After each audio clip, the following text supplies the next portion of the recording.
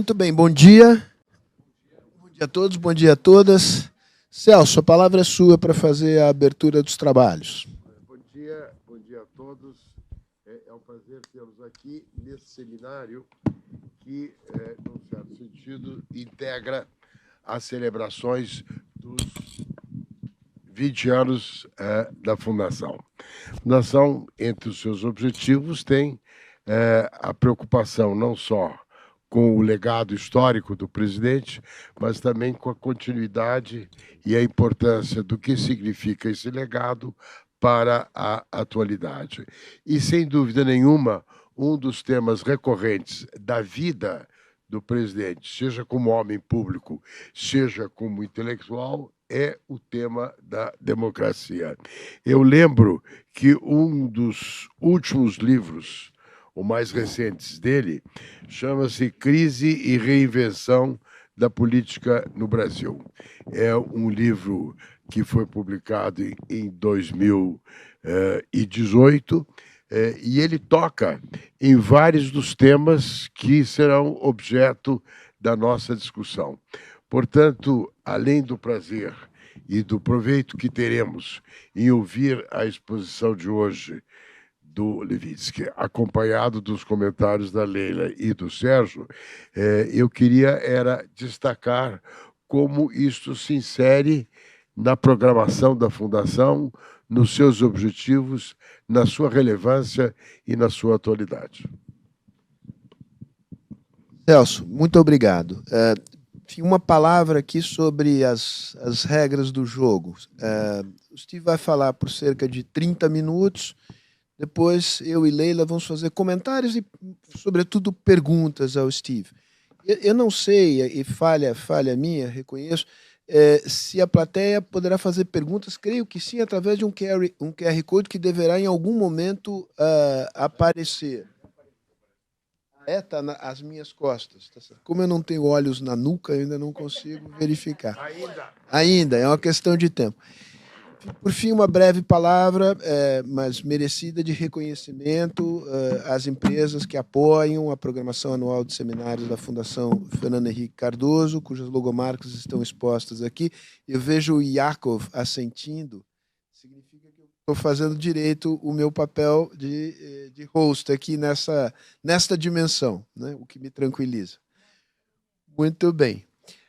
Steve, it's a great pleasure to have you here. It's the second time you're here. You've been here before in 2018, September 2018, 1 month before the first round of the presidential election that led candidate Bolsonaro to be president of the Republic for 4 years. I had nothing to do with that. No, you're not. You're not the one to be blamed. But it's a great pleasure to have you back here. Just a footnote, the video that we recorded in September 2018 is still the video with the most viewers we have ever had in the history of this institution. The last time I saw it, the number was above 200,000, which for us, it's an incredible number. So this is a sign of the interest that you trigger here in Brazil. So the floor is yours. Thank you, Sergio. It is can you hear me okay?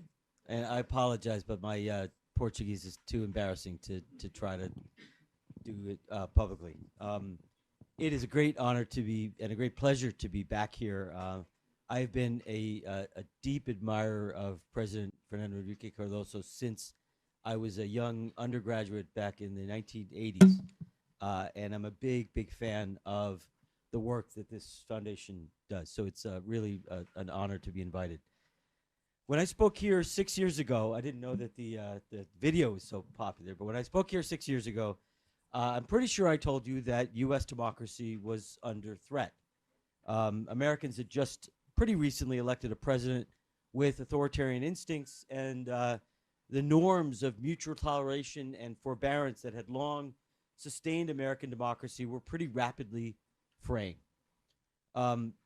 Today, I'm pretty confident in telling you that the threat to democracy in the United States is even greater than it was 6 years ago. Not only did Donald Trump go on to undermine democratic norms, but he attacked the basic rules of democracy, not norms, but rules of democracy. He was the first U.S. president in history to try to overturn an election and block a peaceful transfer of power. And unlike Brazil, U.S. institutions have mostly failed to hold Trump accountable, so he's running for president again with a pretty good chance to win. Trump, this time, has been very clear about what he will do if he returns to power. He tells us that he will purge the state and pack it with loyalists. He tells us he will use the Justice Department to investigate and prosecute his rivals. He tells us that he will use the state to try to punish critics in the media. He tells us he will mobilize the army to repress protest. This is one of the most openly authoritarian campaigns I've ever seen. Not even Chavez, not Erdogan, not Orban ever said anything like this during their campaigns. Sorry, I need notes because I can't remember what I'm old. I can't remember what I had for breakfast, so I have to use these notes. All right. What's happening in the United States today was not supposed to happen. Political scientists don't know very much. But we've discovered two pretty rock-solid facts about democracies. One of them is that rich democracies never die. The wealthiest democracies ever to break down, Argentina and Hungary, both had a per capita income of about $18,000 in today's dollars. The United States is 4 times wealthier than that. The second seemingly rock-solid fact about democracies is that old democracies never die. They're not like human beings. They get more robust as they get older. No democracy above the age of 50 has ever died, ever. Even if we date the birth of United States democracy at 1965, which I think is right, that's when we achieved full suffrage, U.S. democracy is over 50. So American democracy ought to be safe, but it's not.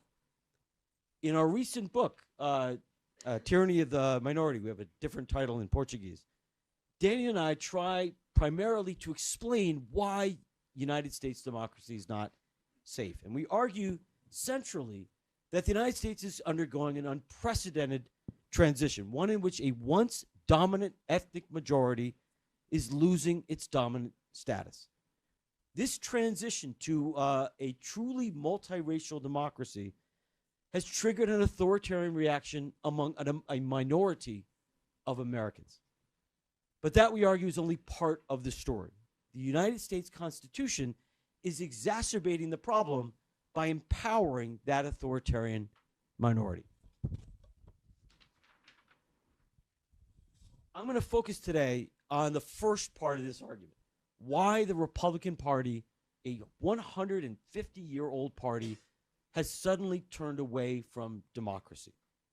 I will then turn to the question, which is not really in the book, about of how democracies like the United States and Brazil can protect themselves from authoritarian threats.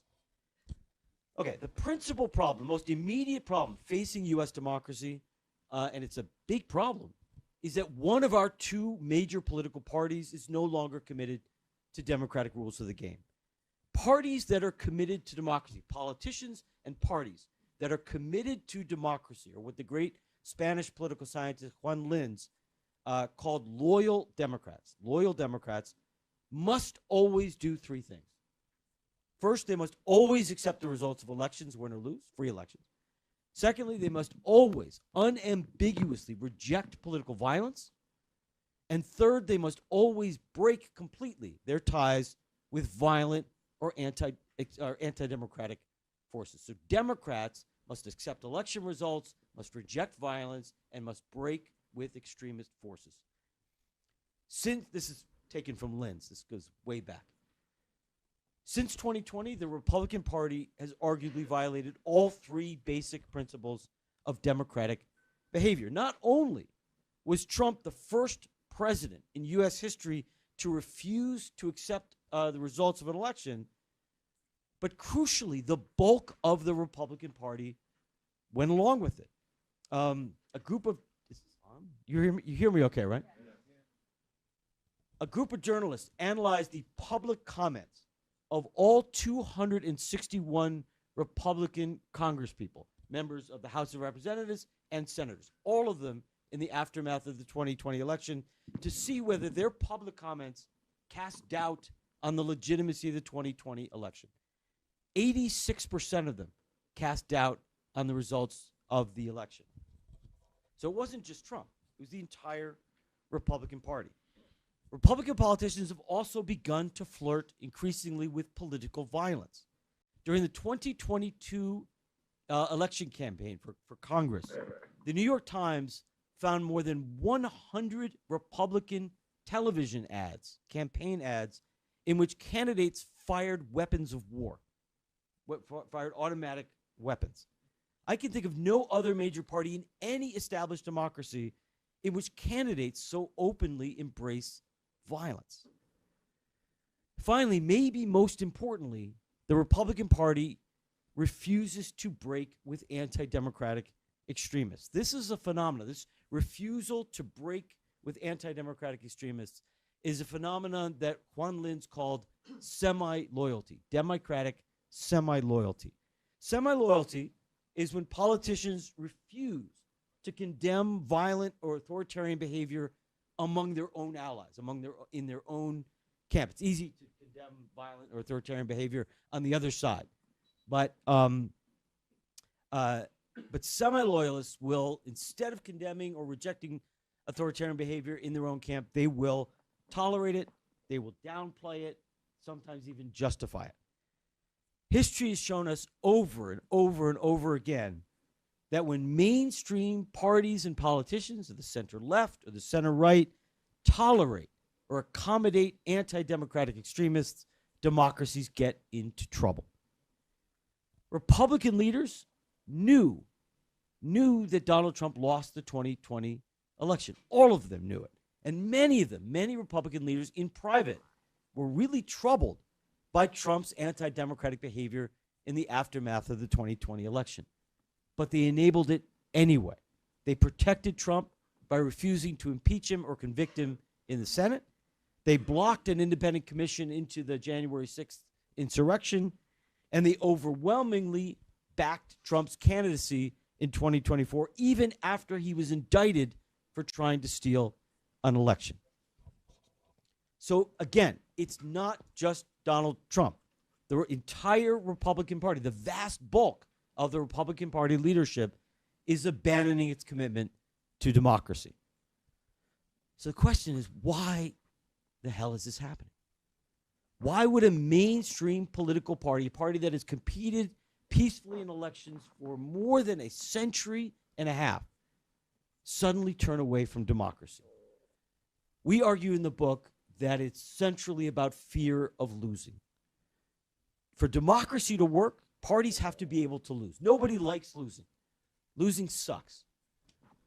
But for democracy to work, parties have to be able to live with losing. They have to be able to tolerate losing. When parties or their supporters, their constituents, perceive losing to pose an existential threat, they tend to radicalize, and they sometimes turn against democracy.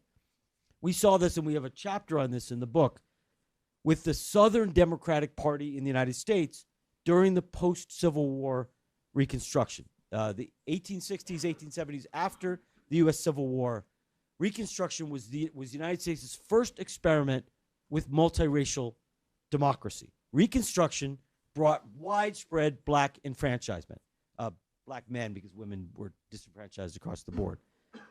African Americans were a majority or a near majority in every state in the U.S. South. So not only did black suffrage threaten the Democratic Party's electoral dominance in the South, it threatened to overturn the entire racial order in the South. And for many Southern whites, that felt like an existential threat. So the Democrats, representatives of Southern whites, abandoned any pretense of democracy. They used a combination of violence and election fraud to seize power across the South in the 1870s. And then they entrenched themselves in power by using things like poll taxes and literacy tests and other measures to wipe out African American voting rights. So unwilling to lose, unwilling to tolerate losing, the Southern Democratic Party stripped the right to vote from nearly half the population, ushering in almost a century of authoritarian rule in the U.S. South, rule that lasted until the early 1970s. We fear that something similar is happening to the Republican Party today. And the roots of this phenomenon, this transformation, lie in the civil rights reforms of the 1960s. That was America's second experiment with multiracial democracy. The civil rights revolution generated a fair amount of resentment among white voters, particularly in the U.S. South, which was overwhelmingly Democratic. So whites in the U.S. South were almost all Democrats, and they were the ones who were particularly resentful of the civil rights reforms. The Republicans were a minority party in the 1960s, but white resentment over civil rights gave them an opportunity in the South to expand their base. So beginning with Barry Goldwater, continuing with Nixon, continuing with Reagan, the Republicans explicitly targeted racially conservative white Christian voters. And they succeeded. It worked. Southern whites flipped from being overwhelmingly Democrats in the 1960s to being overwhelmingly Republican by the early 21st century. The Republicans effectively became the party of white Christians in the United States. And because the United States electorate was still overwhelmingly white and Christian in the late 20th century, the Republicans did, in fact, become the majority party in the United States. The Republicans won every single presidential election in the United States between 1968 and 1988, with the exception of the Watergate election of Jimmy Carter in 1976. That's a pretty good run. But the strategy eventually ran into trouble, because at the same time that the Republicans were becoming America's white Christian party, America was becoming less white and less Christian. And that was a problem. The percentage of Americans who self-identify as white and Christian fell from 80%, an overwhelming majority in 1976, to 43% in 2016. That posed two threats to the Republican Party. First was electoral. It became increasingly difficult for an overwhelmingly white Christian party to win national majorities in the United States in the 21st century, which is why the Republicans have only won the popular vote for president one time in Taylor Swift's lifetime. They've won the presidency once, the popular vote for president once since 1988. But the problem, and so that's a serious challenge for the Republican Party, unable to win national majorities. But the second challenge was even deeper. The second threat was even deeper. The problem way beyond just losing elections. For much of the Republican Party's base, the United States' transition to multiracial democracy felt like an existential threat, because white Christians are not just any group. For 2 centuries, for 200 years, white Christians occupied the top position in every one of the United States' hierarchies, economic, political, social, cultural hierarchies. They were the politicians, they were the judges, they were the CEOs, they were the university presidents, they were the TV newscasters, all the way until the 1980s, all the way until my bar mitzvah. In the early 1980s, every single president, every vice president, every single House Speaker, every single Senate Majority Leader, every single Supreme Court Chief Justice, every single governor, every single Fortune 500 CEO, and every Miss America, all of them, every single one were white. All of that is now ending rapidly, relentlessly, right before our eyes in the United States. The number of black and Latino members of Congress has more than quadrupled since my bar mitzvah. It's more than quadrupled, from 28 in 1980 to 114 today. Today in the United States, for the first time in the history of the Republic, the percentage of African Americans in Congress is equal to the percentage of African Americans in the population. African Americans are not underrepresented today in the U.S. Congress for the first time ever. In 1965, all 9 Supreme Court justices were white men. Today, 4 out of 9 are white men. Only 6 out of 9 are white. And the change extends way beyond politics. We see it in the rapidly growing presence of non-white and multiracial families in television ads, television programs, in movies. We see it in mounting societal pushback against active racism. Think of the Black Lives Matter protests. And we see it in challenges in newsrooms, in classrooms, to historical narratives in the United States, long established historical narratives that downplay or ignore America's racist past. We are witnessing in the United States an unprecedented assault on our country's racial hierarchies. But when your group has been at the top of that social hierarchy for, say, 2 centuries, challenges to that hierarchy can feel pretty threatening. Losing one's dominant social status can feel like, can generate a sense of loss, and it can feel like an existential threat. Many Trump voters feel like the country that they grew up in is being taken away from them. And that sense of loss has pushed many rank-and-file Republicans toward extremism. An important survey sponsored by the American Enterprise Institute 3 years ago, 2021, 56% of Republican voters agreed with the statement that the traditional American way of life is disappearing so fast that we may have to use force to stop it. 56%. Now, Republican authoritarianism would not be quite as threatening if the United States were like other democracies in which electoral majorities govern. Trumpism, Trump himself and Trumpism, have never been supported by a majority of Americans, not for a single day. You cannot find a poll that shows Trumpism with a majority American support. Trumpism is an authoritarian minority. But our institutions, unfortunately, are protecting and empowering that minority. The Electoral College, the Senate, the Supreme Court overrepresent rural areas, overrepresent sparsely populated states and territories. And the Republican Party in the 21st century has become the party of rural areas. And that gives the Republicans, through no fault of their own, it gives the Republicans an electoral advantage. In 2016, Donald Trump lost the popular vote for president and won the presidency.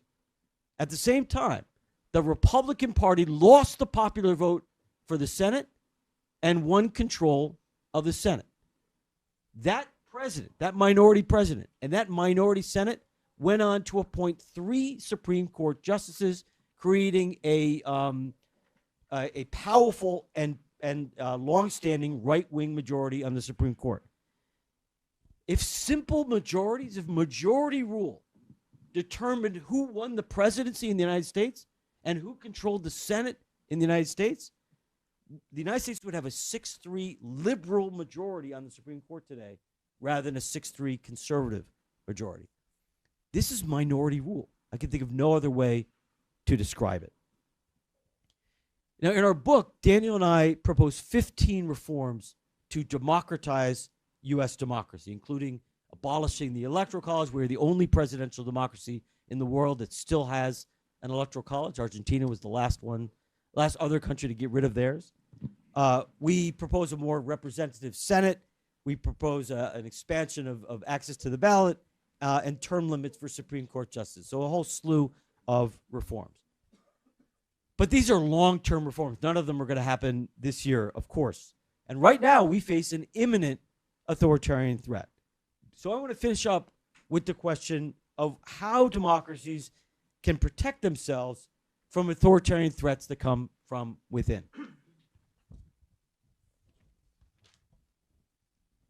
So all democracies, inevitably, by definition, all democracies are vulnerable to threats from within. Anytime you have really democratic competition, you create opportunities for anti-democratic forces to to win power. You cannot immunize yourself completely from authoritarian threats without ceasing to be a democracy. It's impossible.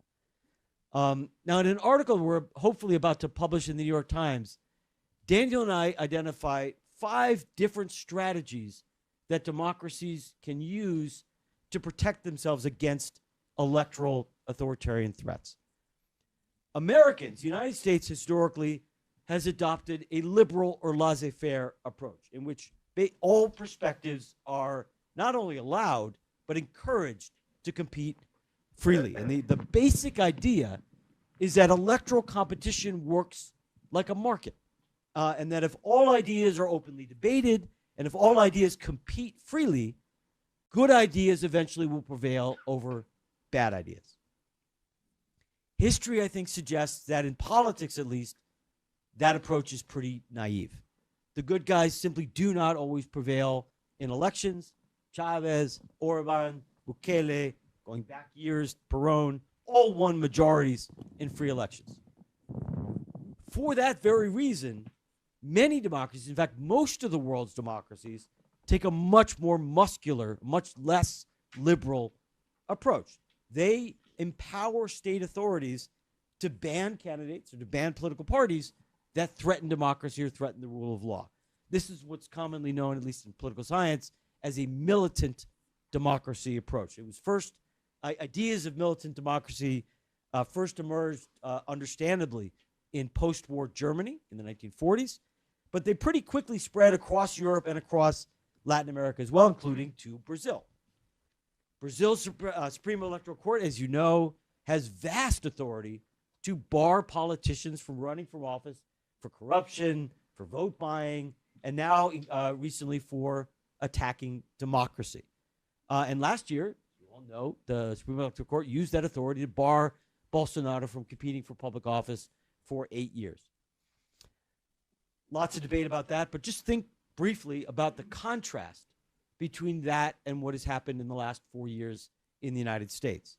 Trump and Bolsonaro were both far-right populists. Both of them governed pretty badly. Both of them lost their re-election bids. Both of them tried to illegally overturn the election. But whereas Trump is running for president again with a pretty good chance to win, Bolsonaro is banned from politics. We can debate the merits of that. I just want to call attention to the contrast. Now, the U.S. does, in fact, have an element of militant democracy in its Constitution. The 14th Amendment to the Constitution bars office holders who participated in an insurrection from ever holding office again. This was initially used for Confederate officers from the Civil War, but efforts to apply the 14th Amendment, to use the 14th Amendment to bar Trump from running in 2024 were struck down by the Supreme Court. They were invalidated.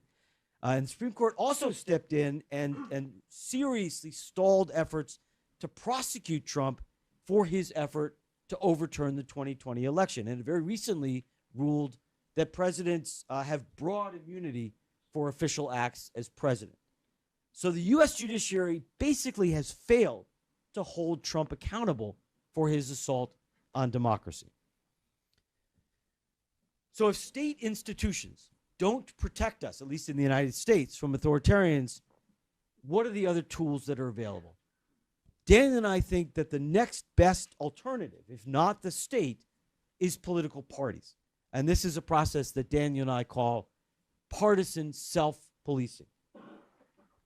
Mainstream political party leaders, party elites, have a responsibility to engage in democratic gatekeeping. They have a responsibility to weed out extremist threats from their ranks. They have to be willing to publicly denounce, to expel, and to reject extremists as candidates for higher office. Back when I was here 6 years ago, I was very critical of the Brazilian right for backing Bolsonaro in the second round in 2018. I think it hadn't done it yet, but it was about to, and it did. But right-wing politicians in Brazil, I think, did a pretty reasonable job of self-policing after Bolsonaro got elected.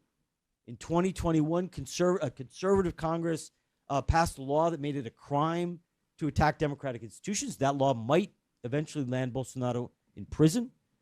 In 2022, very notably, all major right-wing politicians in Brazil immediately recognized Lula's victory on election night. Very big contrast to the United States. Right-wing politicians in Brazil forcefully denounced the January 8th attacks, and most of them, many of them, pushed for a congressional investigation into the January 8th uprising.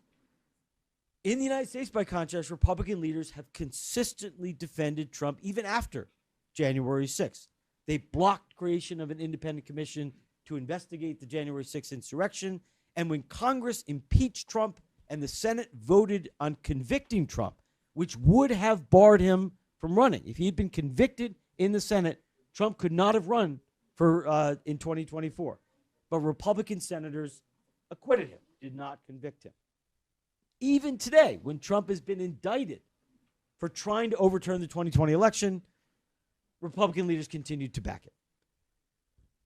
So the Republican Party will not protect us from Donald Trump. That's pretty clear. That leaves a fourth strategy, the formation of a broad multi-party coalition, a broad front to isolate and to defeat anti-democratic extremists. When faced with an authoritarian threat, an electoral authoritarian threat, pro-democratic parties, this is something that Linz taught us 60 years ago, pro-democratic parties have to temporarily set aside their partisan differences, have to temporarily set aside their ideological differences, and join forces and close ranks behind democracy. We saw this strategy back in Europe in the 1930s, in Belgium and Finland, where center-left and center-right parties joined forces to defeat fascist movements. We saw it last year in Poland, when parties of the left, center, and center-right joined forces to defeat the Law and Justice Party. We've seen it several times over the years in France, where left, center, and center-right parties have often come together to form a so-called cordon sanitaire. My French is even worse than my Portuguese. Cordon sanitaire, to keep the far right out of power.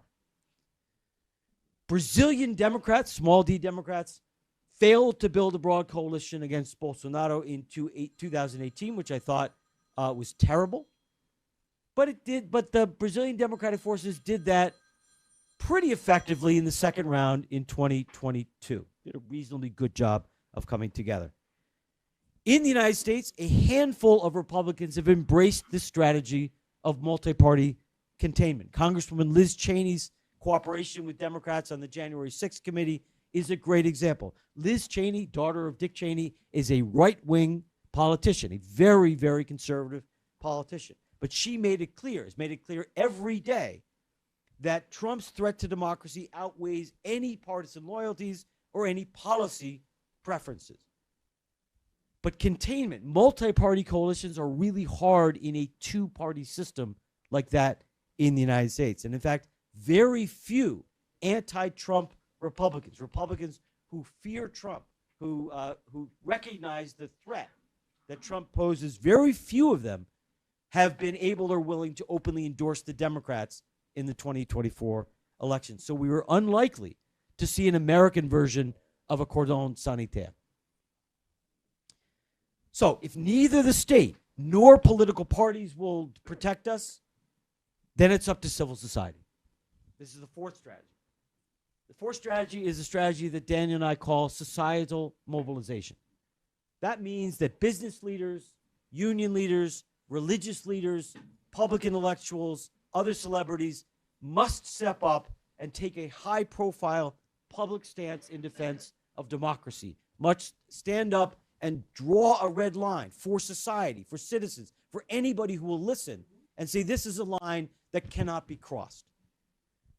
Daniel and I again call this a strategy of societal mobilization. We saw this earlier this year in Germany when the far-right AfD party, it was revealed that it was linked to these crazy plans for a mass deportation of immigrants. The societal response to the revelation of those plans for sort of Nazi-like deportations was extraordinary. Top business leaders, top labor leaders, Catholic bishops all came out and publicly denounced the AFD as unacceptably undemocratic. One leading Catholic bishop declared, and I quote, "Anyone wishing to deport other people denies their human dignity. The AFD has abandoned democratic principles and cannot be voted for by Catholics." There were also massive citizen demonstrations. For 7 weeks, more than 2 million Germans marched in cities and towns across the country in repudiation of the AFD. We saw an even larger societal mobilization in Israel last year in response to Netanyahu government's attempted judicial coup. There were 10 months of protest that mobilized hundreds of thousands of Israelis. Israel's top business association, the Israel Business Forum, joined the protests. Unions organized a general strike. Universities shut down. Thousands of artists, intellectuals, celebrities, and retired generals spoke out publicly, forcefully, in defense of democracy. We saw some elements of societal mobilization here in Brazil in 2021 and 2022. In August 2021, 107 civil society organizations published a public letter in defense of democracy, which stated a joint commitment to free elections and the rule of law. The letter was signed by Fiesp, it was signed by Catholic officials, by human rights groups, by all the leading law school and university faculties. U.S. civil society has not responded in the same way. Most of the country's top business leaders have remained silent. After January 6th, many business leaders, many companies made a public commitment not to give money to those who didn't accept the results of elections, what we call election deniers. But most of them subsequently abandoned that commitment and started giving money again. Same thing with religious figures. U.S. bishops have not spoken out in the same way as their German counterparts, even though Trump has also embraced the idea of mass deportation of immigrants. Societies seem to be more likely to respond, civil societies seem to be more likely to respond seriously to authoritarian threats when they've experienced losing democracy. Germans and Brazilians have memories of past authoritarianism. Americans simply do not. So to sum up very quickly, there are 4 ways to actively defend a democracy against threats from within. The most muscular strategy, which we can debate, is to empower the state to ban anti-democratic forces. That's what Brazilians did with Bolsonaro. If you do not use the state, you've got to rely on political elites, either through self-policing or through the forging of broad coalitions, as we saw recently in France and Poland. If political elites fail to act, then society must step up. Societal actors must step up and mobilize, like we saw recently in Germany and in Israel. What worries me, and here I will mercifully close, is that Americans are pursuing none of these strategies. Instead, we continue to leave things to the electoral marketplace. And history suggests that that may be insufficient. I'll stop there. Thank you.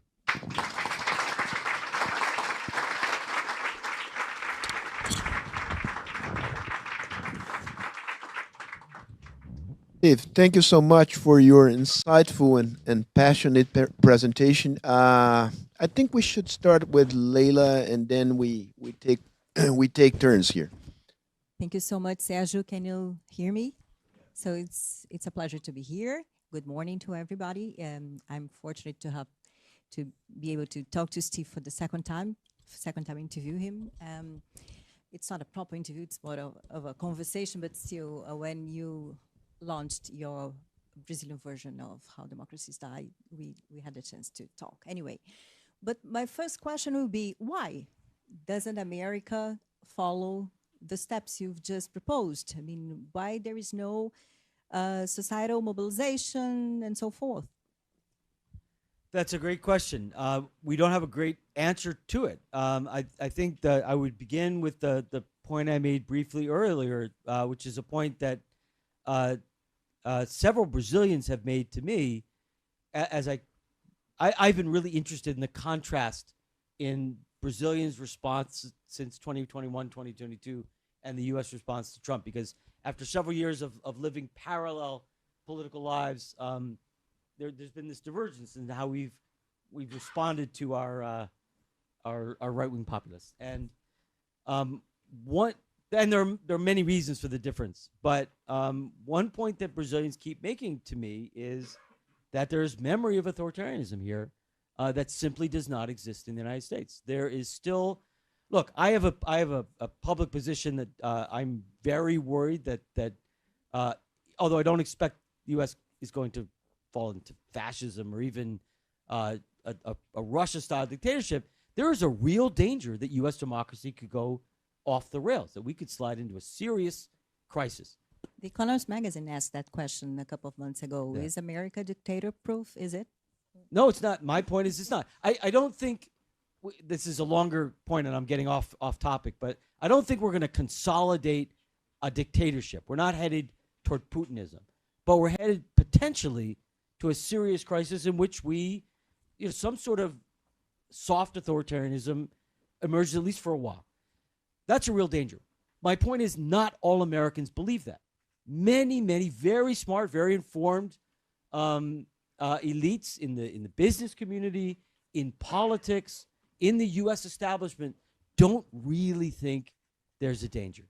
They don't believe it. And, maybe they're right and I'm wrong. But there is a concern in the establishment in Germany, I think in France, in Brazil, that you do not see in the United States. There's not a consensus among the U.S. elite that democracy is in danger. Can I jump into the conversation? Steve, you've just said that the Americans have left to the marketplace, to the voting system, to the electoral process, to face democratic threats in the country. So let's look at the market, the political marketplace that we have today.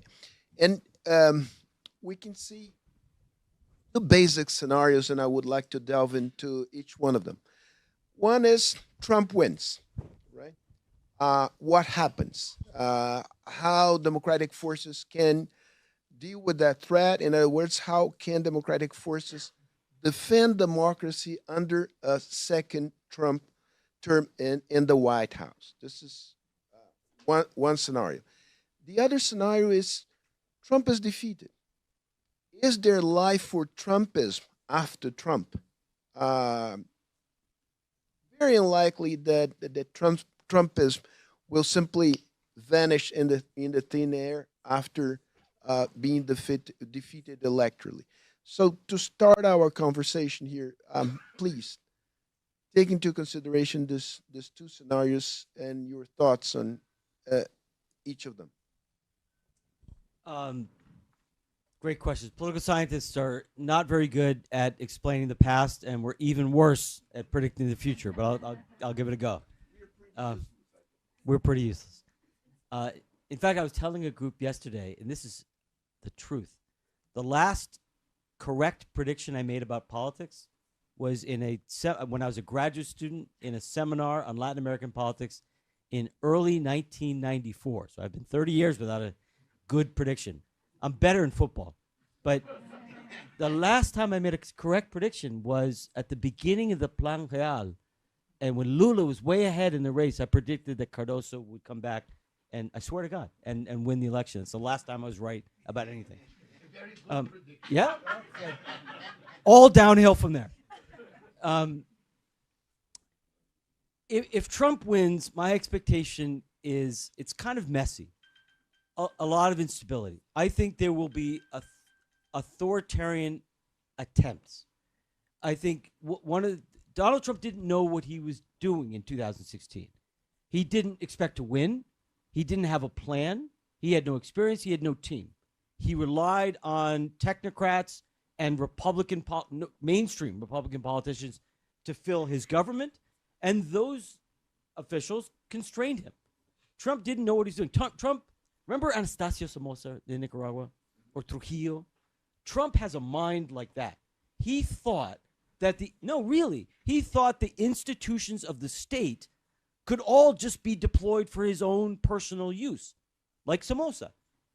He would have loved the Nicaraguan state in the 1950s. But the U.S. state doesn't work that way. And he was surprised by that. And he was angry. He was frustrated by the fact that the state didn't do whatever he wanted. This time, he's much more attuned to that, which is not to say he can govern like Somoza, but he will be much more likely to try to purge and pack the state with loyalists. He's very concerned, obsessed with purging the Justice Department and packing it with loyalists so that the Justice Department can, in fact, be wielded as a weapon against rivals. I have no doubt that he will do that. This doesn't mean that he can put his rivals in prison, because the courts in the United States remain pretty independent. But what Trump can do, and what I predict he will do, and you know how good my record of predicting is, what I predict, so don't take it very seriously, what I predict he will do is he will use the Justice Department to launch investigations and, in some cases, prosecutions of hundreds, if not thousands, of people. Critics. So a lot of them are critics within his own party because he really hates that. Journalists, opposition figures. Very few of them will end up in jail. But they will have to spend away their bank accounts hiring lawyers to defend themselves. They will have to spend months and months and months of their time scrambling to defend themselves from investigations. And, of course, they will be harassed into exhaustion. Some of them will give up on politics. And it will send a message to other people, maybe better not to involve myself. That has a big effect. So just simply launching investigations against hundreds, if not thousands, of people can have a big effect. That will happen. I think there will be a much more concerted effort to repress protest, and that could lead to a fair amount of violence. I think Trump could encourage some sorts of paramilitary violence. So I do not. There are statements by people on the left saying that if Trump wins, that's the last election. That's almost certainly not true. But Trump will attempt to tilt the playing field against the opposition. He will violate basic civil liberties, and he will encourage what could be a sort of a medium amount of violence. And so it'll be very, very ugly, very unstable. I think, luckily, Democratic forces have mobilized, not the degree to which I would like to, but we now, for the first time in the United States, have pro-democracy organizations, well-funded pro-democracy organizations. They were born, there's no sense that they were needed before 2016, but there are now a bunch of organizations with a lot of high-powered lawyers and a lot of money that are engaged in whether it's lawsuits or lobbying or efforts to mobilize people in defense of democracy. So this will not be Hungary. This will not be Russia. There will be a lot of societal pushback, and I think it probably will eventually succeed. There will have to be efforts by, because we're a federal system, by governors of democratic states, by the governors of New York and California and Illinois, Michigan, and other states to coordinate responses. That's hard. Those conversations have already begun. So I think it'll be very, very conflictual. And I don't think Trump will succeed in consolidating autocratic rule, but I think he'll do a lot of damage. What will happen if he loses? That's the key question. The only way the Republican Party is going to de-radicalize is if it changes course, if it changes strategy and tries to build a broader coalition. And the only way that the party will rethink its strategy is if it loses, and ideally loses badly. Losing is the best incentive in a democracy for partisan rethinking. This time, if it's a really close election and Republicans convince themselves the election was stolen, then it'll be a little harder. If Trump actually loses in a pretty convincing fashion, which is now at least possible, you may see forces within the Republican Party pushing for a rethink. But, and this is the last thing I'll say, I do not think the Republican Party will go back to being a sort of center-right, pro-business party. I think the Republican Party of Ronald Reagan and Mitt Romney is done. I think it'll be much more of a kind of ethno-nationalist, illiberal, religious party, which is not to say it has to be very extremist, which is not to say it has to be authoritarian, but it's not going to be a center-right, suburban, pro-business party. It'll be something else. And it's so interesting to watch the U.S. presidential race through the glasses of your book, because we see the Democratic ticket impersonating this multiracial democracy, and the Republican ticket doubling down on a white Christian male America. But anyway, we are getting many questions from the audience, so let's begin. Guilherme Casarões asks, let us imagine Donald Trump wins the election and kicks off his Project 2025 plan. Do you think there is a way for the defeated and oppressed majority to protect itself and democracy at large by resorting to transnational networks and international alliances? This is what Brazilian democratic forces did to curb Bolsonaro's authoritarian plans, which included a coup attempt on the eve of the 2022 elections. That's a really interesting question. I had not thought about it. My guess, I think that, as I said earlier, I think democratic forces have a number of tools available to them. Fortunately, the U.S.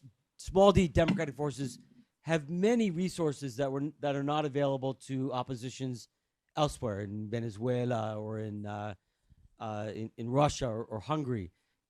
There's a lot of money, a lot of private sector money behind the Democratic Party.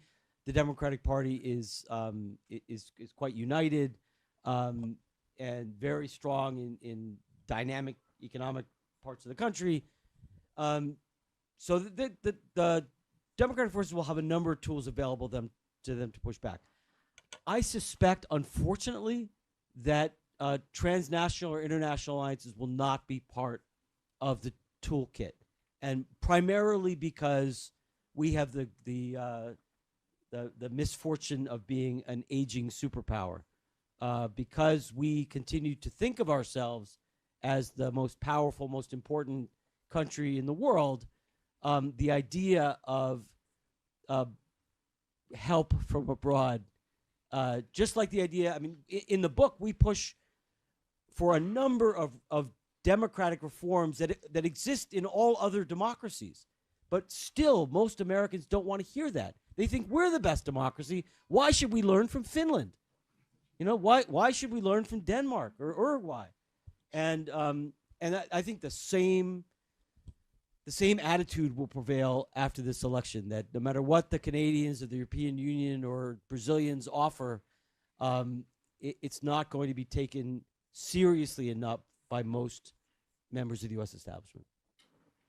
Back on the Casarões question, but to take it from a different perspective, and what would be the impact worldwide and in the Western world, more specifically, if Trump wins?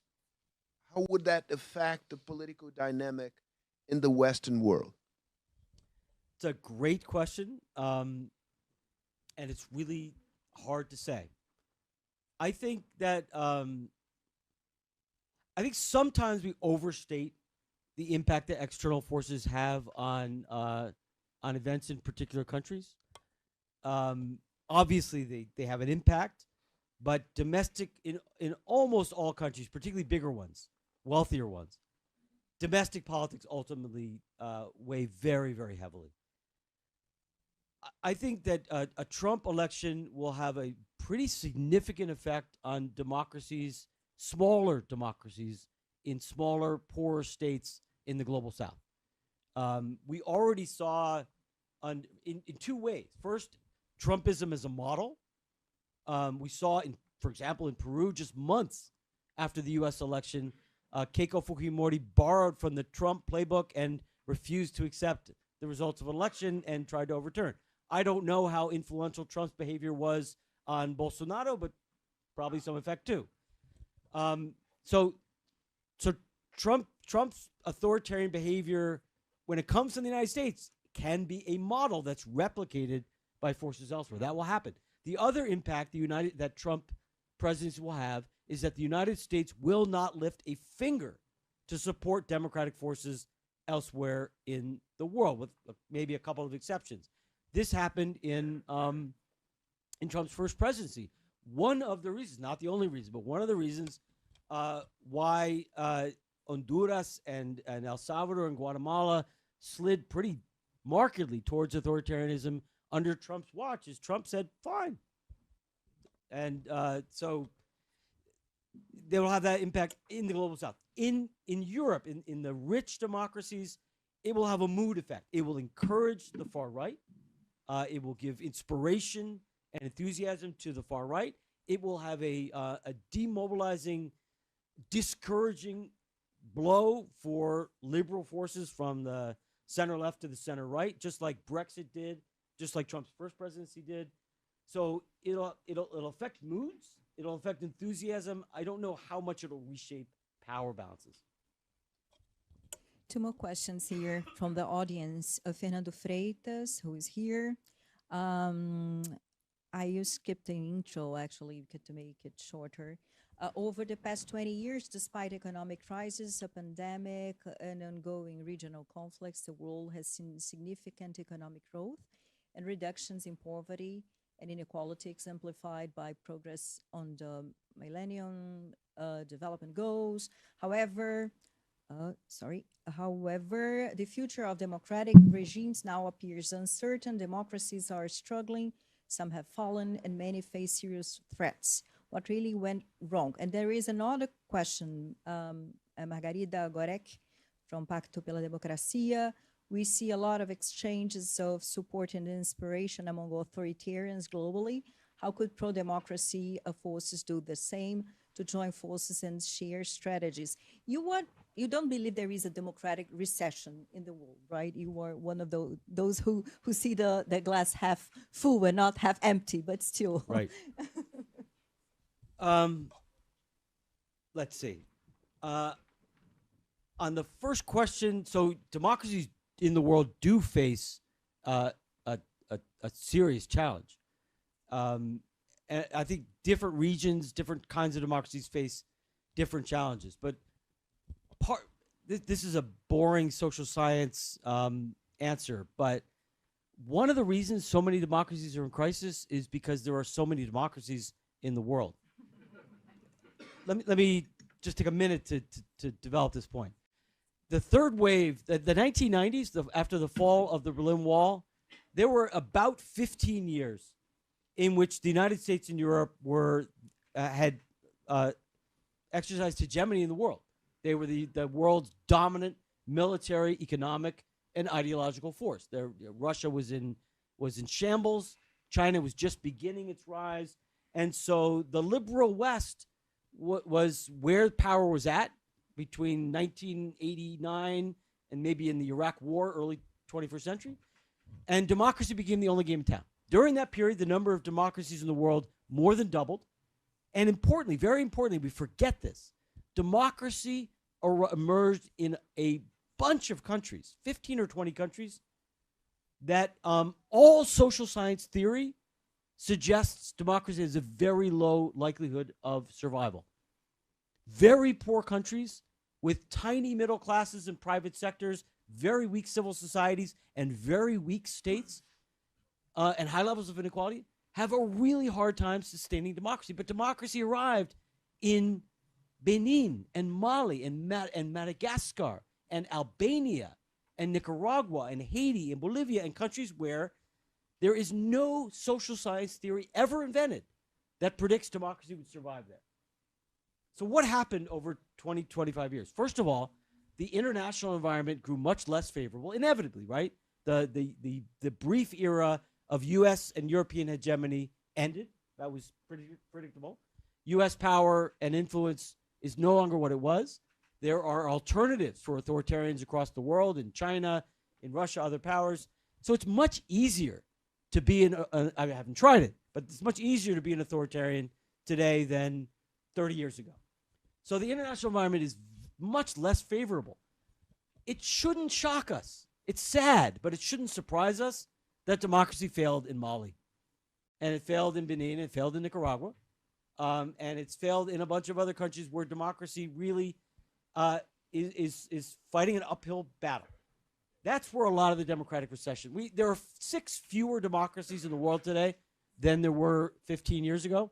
There are more democracies in the world today than there were in the mid and late 1990s at the peak of the third wave. So there has been a modest recession, and given the changing circumstances, and given that democracy emerged in places where it really is unlikely to survive, that shouldn't shock us.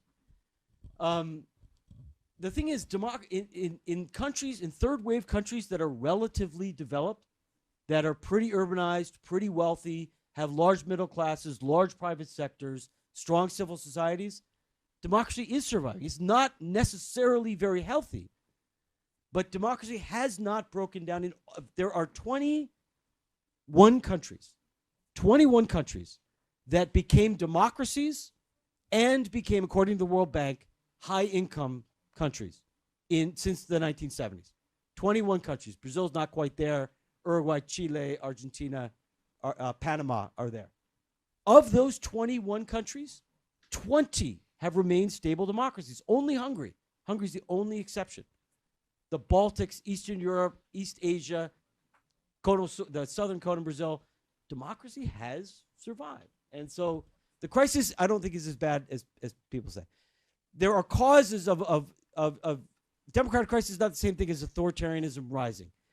Democratic crisis is a product in South America of rising discontent, due in large part to crime and corruption, state inefficiencies.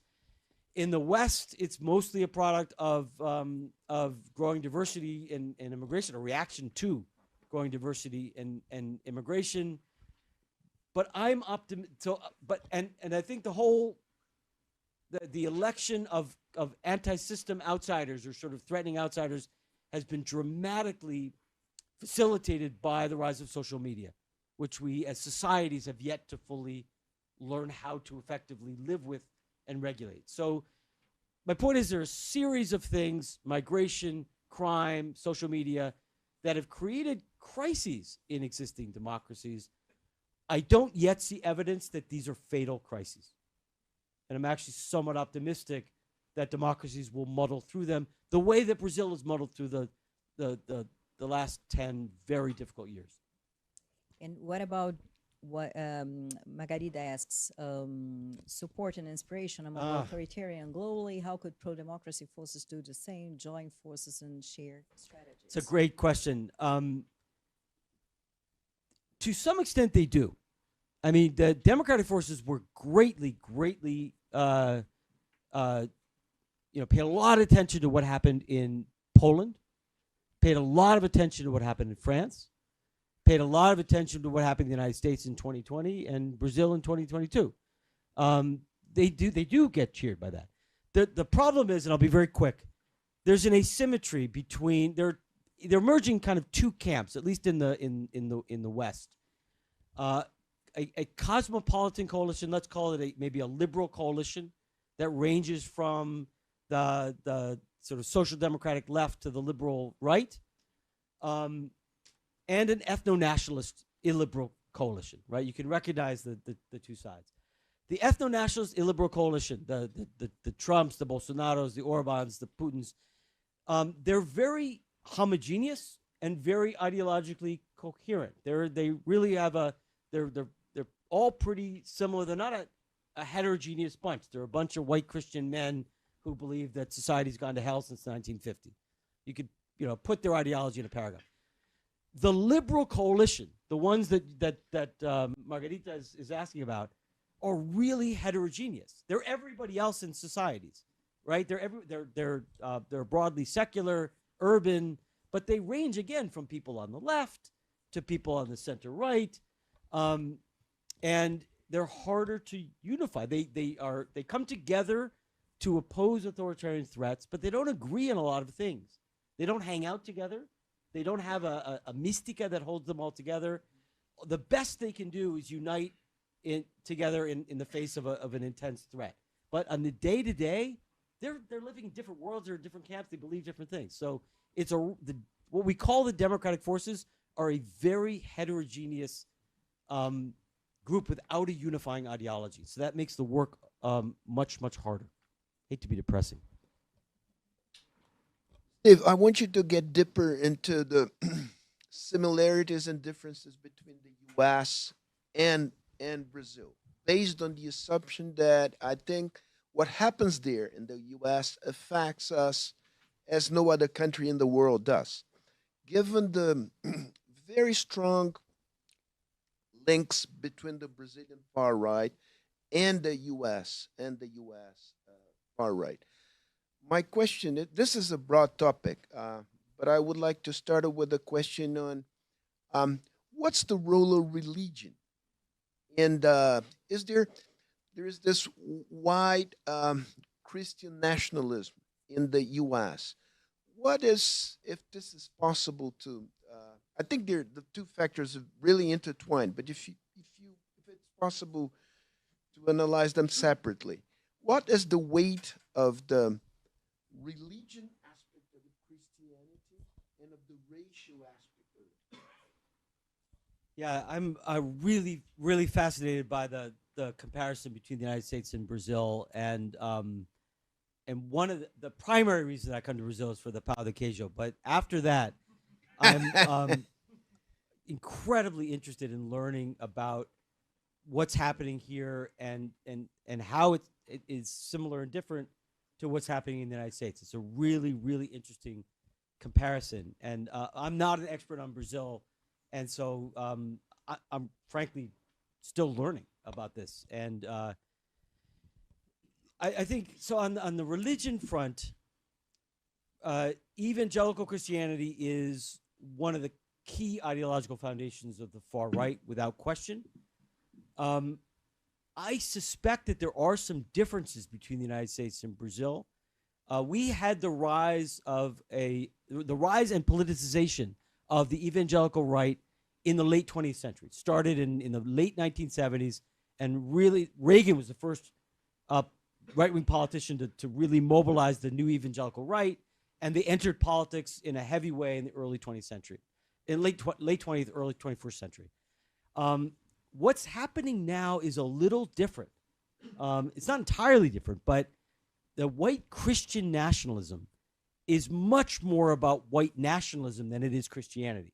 There's not a perfect overlap. There's not even a strong overlap between religious believers, people who go to church, God knows how many times a week, and really sort of believe in whatever they believe, and activism in Trumpism.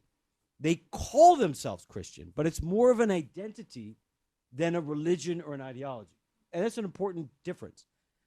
I don't know enough to speak to Brazil. It seems that the evangelical entry into politics came a little bit later in Brazil, and it seems to me, and I could be wrong, that it's still more in this phase of religious activism than a sort of political identity apart from religion. The other thing I would say about religion is we're in an age, I don't think we always grapple with this, but we're almost all other ideologies are really weak right now. Politics in Brazil and elsewhere is really fragmented, very, very fragmented. No political force has more than 25% support ever. And the left has no ideology. There's a set of values, stands for certain policies, but there's no ideology that gets a lot of people out of bed in the morning on the left, not just in Brazil, anywhere.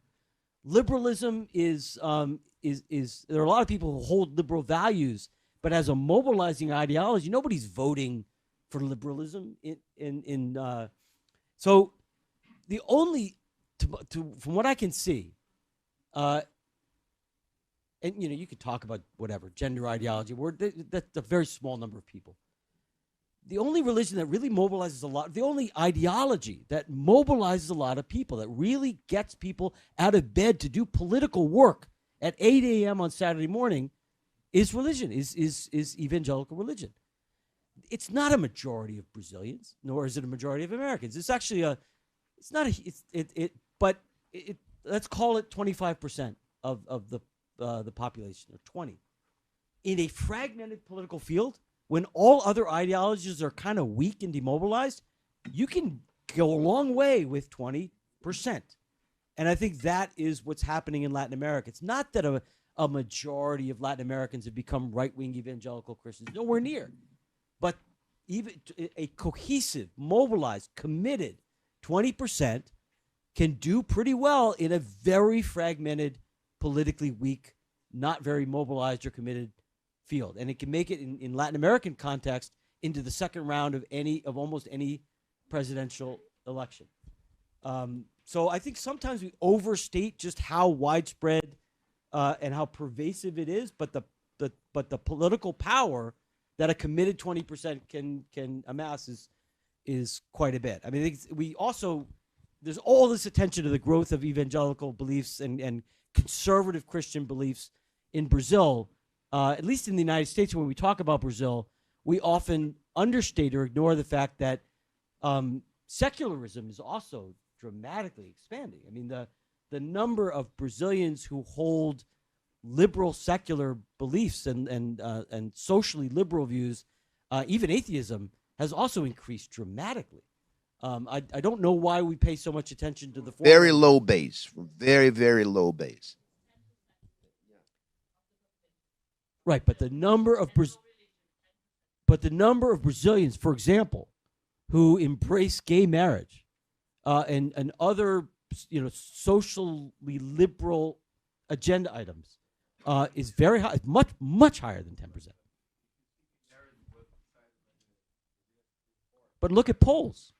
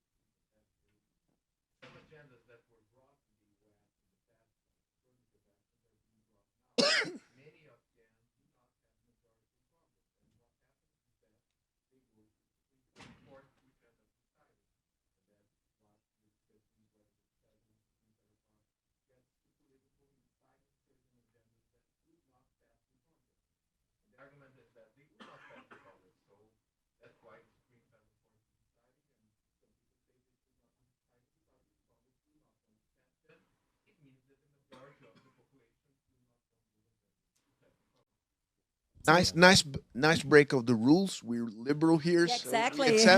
very good question. Very good question. But just once is enough. So through the QR code. Viola, the same applies to you. Que was. Oh. All right. So ya que. Porque te amo, ¿está bien? Yo también. Pero basta una más y Se acabó. punto. He has the word. Thank you very much, Pio. Excellent. On the mic, please. I have two questions, Steve. Two questions. Very fast. No, you have Okay, the right. just You one. have the right to one Just one. question. It's in relation to One the. complex question, right? It's in relation to the profile of the autocratic Republican part right now, because in the support for this party is not just white. There are a part of the support that is Latin and black. So it's a kind of very conservative, multiracial party. I mean, don't denying your argument, but there is that. I imagine if the Republican Party would be just white, the the power would be significantly undermined. It would be different. So my question is, why do you see that there is a minority of black electorate and Hispanic, Latin electorate support Trump Republican Party? Okay, so that's an important question. Couple of things. First of all, we have to remember that it's a relatively small number of people. About 10% of African Americans voted for Trump in 2020. A little more than 10%. That is a tiny figure. People vote. People have all kinds of different personalities, all kinds of preferences, vote for all kinds of reasons. That an ethnic group would vote nearly 90% to 10% is stunning. Now, there are surveys that show an increased support among African American men for Trump, and it's certainly true that at least a third of Latinos will vote Republican. So let's take each group in turn. I mean, the most important thing to know is that no group, no ethnic group is ever homogeneous. People vote for all sorts of different reasons. Some people vote based on a program that may be linked to their ethnic identity. Others do not. And so religion is one important countervailing force that leads non-white voters to vote Republican. And that's, I think, maybe more so among Latinos than among blacks. The race is another issue that divides Latinos in the United States. There are many Latinos who self-identify as white, and who therefore are very comfortable opposing immigration, opposing affirmative action, opposing the Democratic Party. But we have to keep in mind that even among Latinos, the overwhelming majority vote for the Democratic Party. I think just couple points. One is that the growth of support. A lot of attention has been made to this point that polls seem to show some Latinos and blacks are drifting away from Biden and towards Trump. I think the main reason for that is there's a very high level of discontent in electorates everywhere in the world, everywhere except for Mexico, with oficialismo. Like voters, whether it's Canada, the UK, Germany, France, Argentina, United States, the vast majority of voters are unhappy with the status quo, unhappy with the incumbent government, and want to vote for the opposition. In Latin America, the opposition has won outside of Mexico, almost every single Democratic election since 2018. People vote opposition. Now, there are about 20% of Americans of all races and ethnicities who do not give a shit about politics. They don't pay attention to politics. They don't have a party. They don't have a clear ideology. They don't read the news and political news. They're pretty alienated from the political world. They care about other things. They don't vote very much. In the United States, the vote is voluntary. But when they vote, they're pretty frustrated with the status quo, and they vote for the opposition. Among whites, among Latinos, and among African Americans, those guys, if they vote, are going to vote for Trump because he's against the status quo. I think that's the primary explanation. One final point. It would be great. It would be great for American democracy. It would not be good for my party. I'm a Democrat. It would not be good for my party. It would be great for American democracy if the Republican Party does, in fact, become a multi-ethnic party. That is the only way that the Republican Party will de-radicalize. And if the Republican Party can win votes among whites and Latinos and African Americans and young people and women, it can win national majorities again. And if it can win national majorities again, it doesn't have to fear elections. So I think the cure for the polarization of American democracy is precisely the Republicans also becoming a multi-ethnic party. So it's not good for my political party if that happens, but it's very good for American democracy. So talking about Comments, race, sorry. okay, go ahead. Comments before I head it back to you. One is Bush's son got, I think, 40% of the Hispanic vote in his re-election, I guess, in his re-election. Yeah. Yeah, his re-election. I think he raised a very important point to understand the political dynamic here in Brazil. The fact that moral issues play a critical role in this political dynamic. The Supreme Court in Brazil, based on the fact that our constitution is large and detailed, is often provoked by political parties. The right to petition here is a right that can be exerted for various political and social actors. So the Supreme Court has been deciding on moral issues about same-sex marriage, abortion rights, that kind of thing. That these decisions are pictured by the right as decisions against the majority of the average opinion of the Brazilian population, as an encroachment on their rights, taken by left-wing cosmopolitan elite that have strategic positions in the state apparatus. And I think we should take this argument seriously, because there is a grain of truth in this argument. Just to clarify, because I think this is an important point. Yeah, this is the rhetoric. Yeah. Yeah, that's how it starts to sound a little anti-Semitic. Pardon me? Intros. That starts to sound a little anti-Semitic. Globalist elite doesn't start. I mean, this is one more element of the right-wing rhetoric here in Yeah, no, I mean, this is it's an issue of debate with the political sides flipped in the United States. In the United States, the left is concerned about an increasingly interventionist Supreme Court that is stripping away social rights. Here, it's obviously a very legitimate debate. This Supreme Court has been extraordinarily active, involving itself in issues that in most democracies, most of the time, are resolved by legislatures, as you pointed out.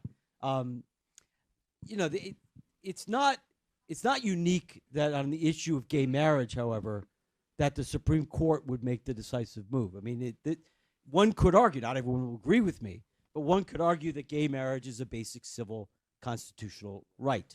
It's not a matter for the legislature. It's something that should be beyond temporary majorities.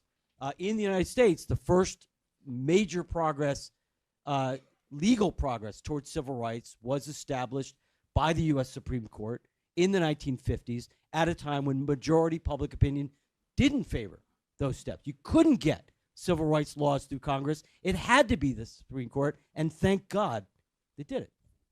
Before I get into the questions concerning race, which are very interesting, just a quick question about the reforms that Joe Biden wants to implement in the Supreme Court. Are they significant or minor changes? How do you see them? Are they politically feasible? I mean, right. Really, really interesting. So we haven't reformed our Supreme Court in a very long time. Biden basically makes two proposals. One is a pretty basic code of ethics for the Supreme Court. Right now, our Supreme Court justices, as we know, can accept massive vacation packages from billionaires who are linked to cases that are before the Supreme Court. well, sounds familiar. I don't know about Brazil. Not a great thing, and we have nothing to hold these guys accountable. So the idea of some sort of code of ethics for the Supreme Court seems pretty reasonable, and may even get bipartisan support at some point. The other is a little more controversial, but it probably shouldn't be, which is term limits for the Supreme Court. The United States is the only established democracy today that has truly lifetime tenure on the Supreme Court. Every other established democracy has either a retirement age or some kind of a term limit. So Biden's proposal for 18-year terms would bring the United States in line with every other established democracy on earth. I don't think it doesn't really have much of a partisan effect. He wouldn't be packing the court. He wouldn't be changing the composition of the court. So it is at least possible that it could gain bipartisan support. It would not necessarily advantage any party over another. There's a debate about whether it requires a constitutional amendment or not. If it requires a constitutional amendment, that becomes almost impossible in the United States. We have a very, very difficult constitutional reform. There are those who argue that with legislation, it can be done sort of within the confines of the Constitution. I'm not a constitutional scholar, but I think it's an important democratizing step. I mean, Supreme Court's justices should be independent of public opinion and current administrations, but there's no reason in hell why they have to be there for 40 or 50 years as a counter-majoritarian, opposing majorities generations into the future. So I think it's a reasonable reform. I don't think it would have a huge impact on how the court works, but institutional reform is really hard in the United States, so I'm not holding my breath. Because they require 2/3 of the votes in the Senate and the lower chamber, and then 3/4 of the State legislatures. Legislative assembly. Almost impossible today, yeah. So Cássio França asks, I would like the professor to contextualize the presence and the role of Black leaders in the current American political scene, both the political leaders and the Democratic Party, and of civil society. Have they been relevant actors in strengthening democracy? And Attila Roque asks, I would like to hear Steve comment, I'd like him to comment on about how he perceives the challenge of persistent racism in Brazil as a threat to democracy. Contrary to the US, Black people are profoundly underrepresented everywhere, including in our audience here today. Yeah, I was noticing that. Oh God, what was the first question? First question about the role of Black represented, in the political leaders and the American political scene. That was the only question, just Black leaders? Yeah, Okay, exactly. really interesting question. I mean, in my view, which is maybe not shared by everybody, I think at least for Americans in our lifetime, the only real democracy movement that we've experienced in the modern era is the civil rights movement. The greatest living champions of democracy in the United States were the leaders of the U.S. civil rights movement. Those were our democratizers. They're the ones who brought full democracy to the United States in the 1960s and 70s. And everybody knows or at least everyone in the United States knows the sort of moral authority and political influence of that generation of leaders. King obviously was assassinated young, but there was a whole generation of civil rights leaders that was active in politics in the late 20th, early 21st century. Many of them went into Congress and were very influential. They are now aging and dying. That generation is leaving us, and so we don't have a similar generation of African-American social leaders with great moral authority. I think it remains to be seen whether the Black Lives Matter movement produces another generation of leaders. That movement was very, very young. I guess the civil rights movement was also very young in the 50s too. But these guys are young, and it's not clear yet what the future holds for that generation of civic activists. What we now have in terms of Black American leaders are much more traditional politicians, increasingly in both parties, mostly in the Democratic Party, but not social leaders, not people who earn their authority necessarily in political activism, but who rose up through the ranks of politics in a more traditional fashion. And I think it's really important. Most of them are in the Democratic Party today, but it's really important that non-white figures are emerging in the Republican Party as well. Senator Tim Scott from South Carolina is maybe the most prominent Republican Black official. But compared to 30 or 40 years ago, it's a much more sort of normalized establishment African-American political elite. And about Brazil. Oh boy! So look, race in politics in Brazil is super complicated, and I am not equipped to speak intelligently Take about the it. fifth. Take the Fifth Amendment. I could take it, yeah, but look, I think if I could dip my toe precariously into this, I know racial categories are really, really complicated here, and there are many different ways to measure racial demographics in Brazil. I don't know exactly where the number 56% self-identifies black in the latest. I don't know where that comes from, but I've heard it. If it's true, it's obviously very different from the United States, where 11% of the population identifies as African American.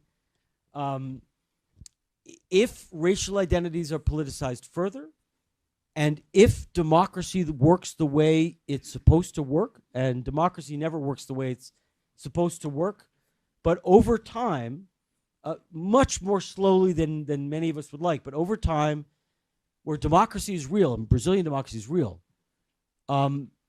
you tend to get gradual movement towards greater inclusion.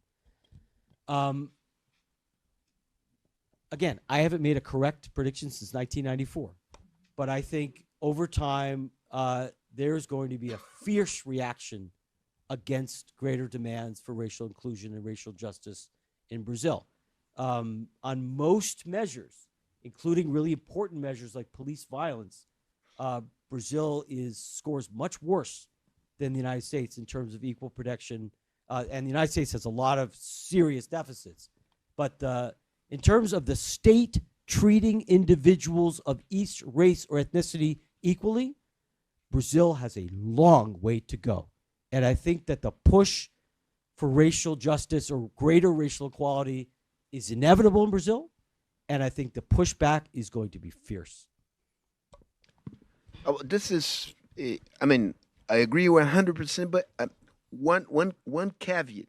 The way we categorize race in Brazil is different from the way you categorize race in the U.S. I'm not denying that we have racism in Brazil, but the way the race issue is dealt with in Brazil, the way it is perceived in Brazil, is not the same way as it is perceived in the U.S. And I think we should keep this in mind. I'll leave my comments here to introduce a comment and a question, actually a question asked by Ricardo Tepperman.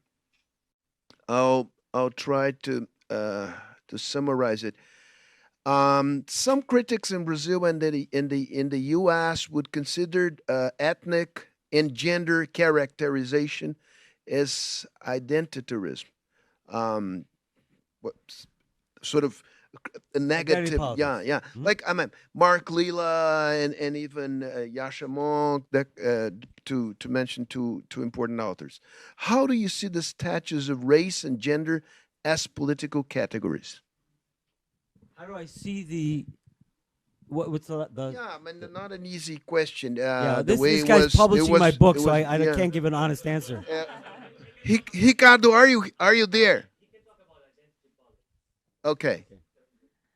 So identity politics is one of those terms that has become like populism. It's used all the time by everybody, and we've lost track of what it means and what it actually refers to. And it's used in an increasingly politicized and negative way that I don't think is very accurate or very useful. This is not to deny that identity politics exists. In the United States, identity politics has always existed. There's never been a moment in the United States, I cannot speak to Brazil, there's never been a moment in U.S. history where identity politics didn't exist. Our Civil War was over race. The authoritarian turn in the U.S. South for 80 years after the Civil War was about identity politics. The primary socio-political battle of the middle of the 20th century, the Civil Rights Movement, was about race. And so there's to say that sort of politics has become racialized in the United States in the 21st century is a ridiculous statement. Now, I'm not denying that there's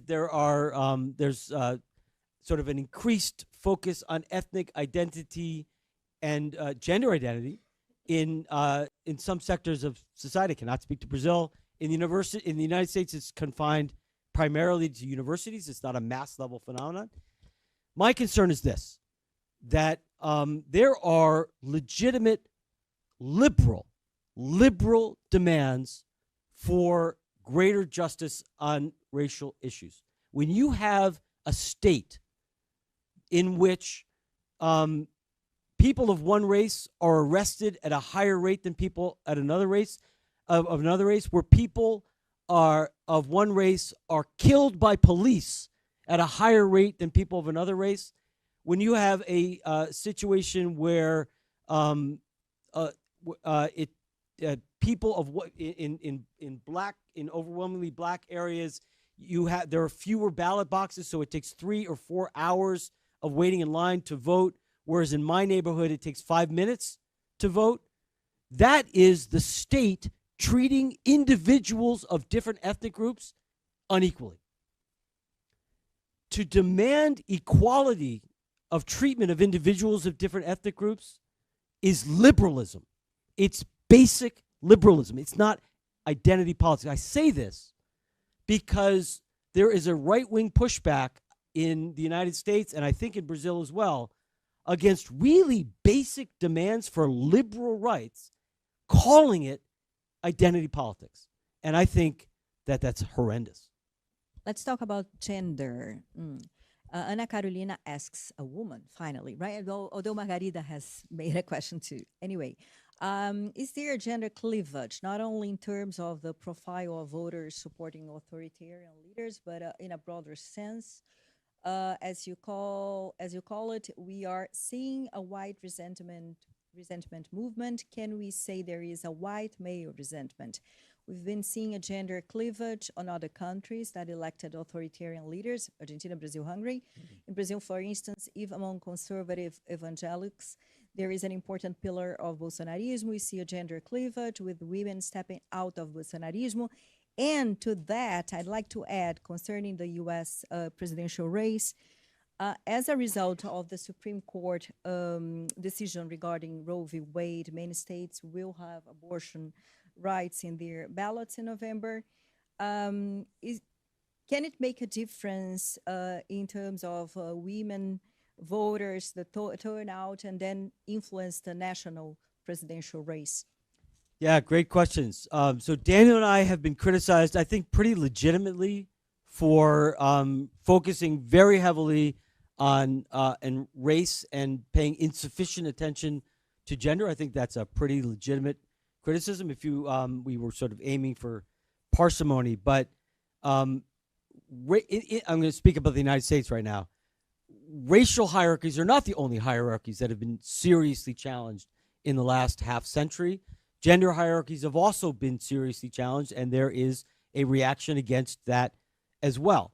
And you know, these two camps that I mentioned earlier, sort of liberal cosmopolitan camp and an ethno-nationalist one, there is a gender element to it.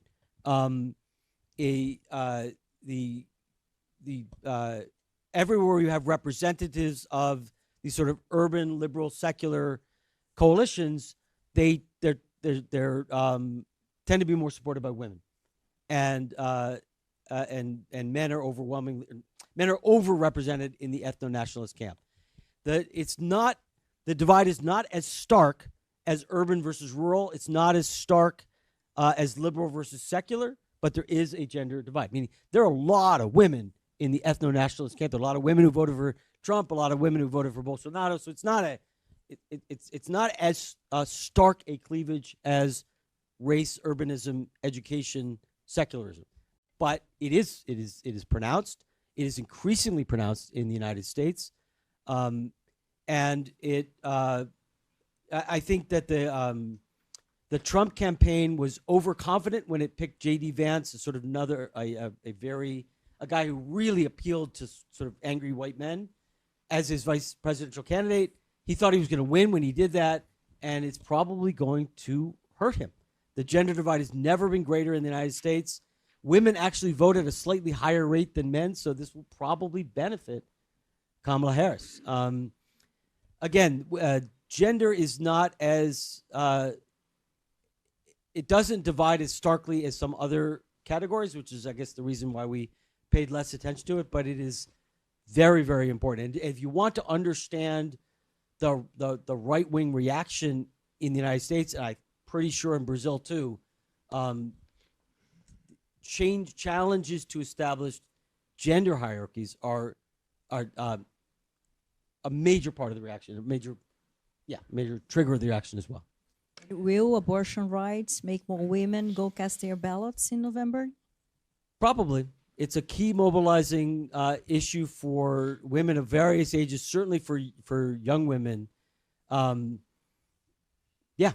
think it's an important. Again, the Cosmopolitan Coalition is it's really a difficult task politically to manage because it's a really, really diverse group. In the United States, the Democratic Party represents left wingers like Bernie Sanders, African Americans, Latinos, and a lot of center-right suburban former Reagan supporters. That's how big and diverse the camp is. And so finding something that motivates members of the Cosmopolitan Coalition is tricky, it's hard, and it's really important. And abortion is one of the things that unites everybody in the Cosmopolitan Coalition, women across the political spectrum. I'm afraid we are approaching the end of this event, the end of this fascinating conversation. I would ask Celso to close the event, but before that, please feel free to make your final considerations. But I have one final question. You talked about two broad coalitions in the U.S. I think that mirrors pretty much the situation here and in many Western countries.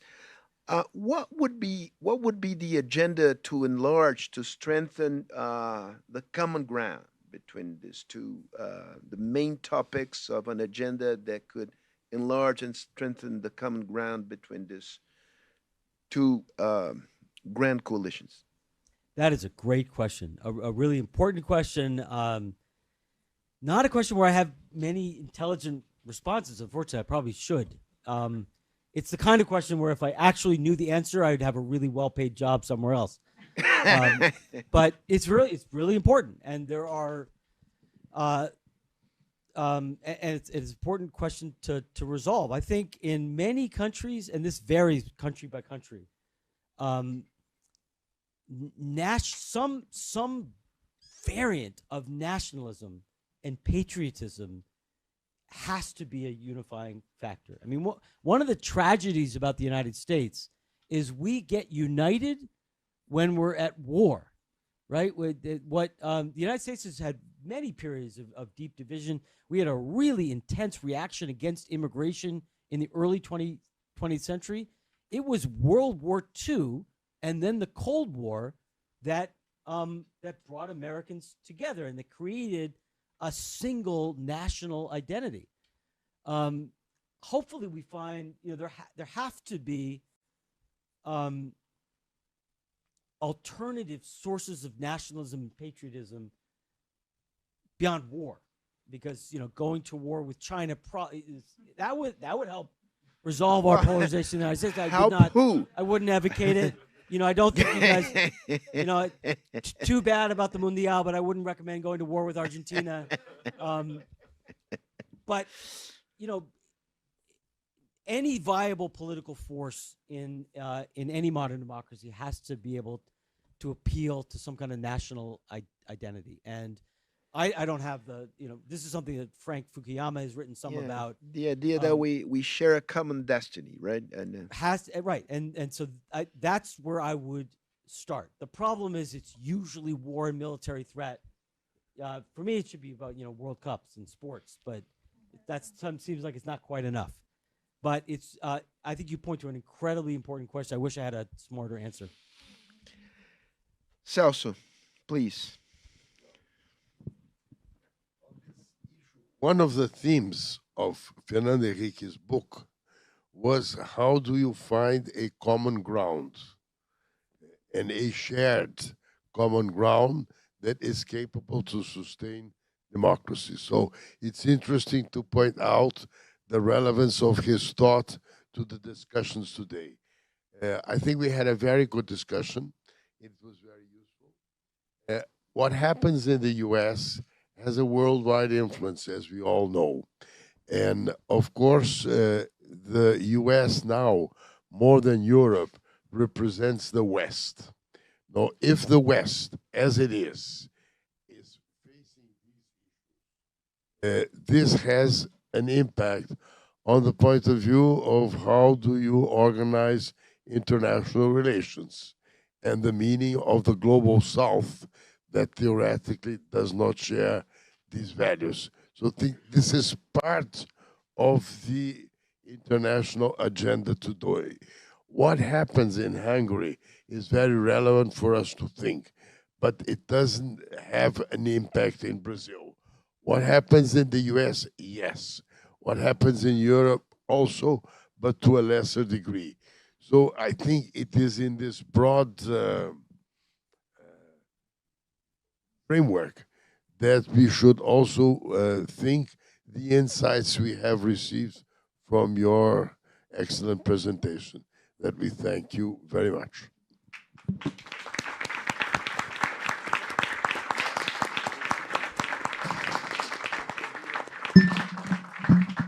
Thank you so much for coming, for your excellent questions. Really very provocative. And in another language. Poder Monitor. Acesse agora e ganhe 30 dias grátis.